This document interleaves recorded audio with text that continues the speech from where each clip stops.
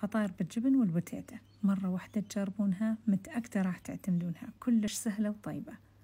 قشرت البطاطا وقطعتها بزيت الزيتون، حمست البصل ونضيف ملح الخضروات فيجيتا والبوتيتا ومي ساخن، بس تستوي نعجنها بمكانها حتى تصير مثل العجينة ما تبقى أي تكتلات، ونضيف جبن مبروش. أنا استعملت جبن بيجا وكرافت.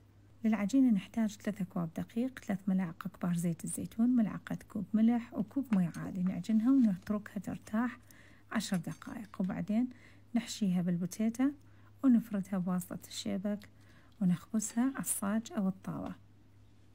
أستعمل منتجات شوف، شكر خاص لهم، صراحة منتجاتهم درجة أولى وأبد ما تأذي الإيد.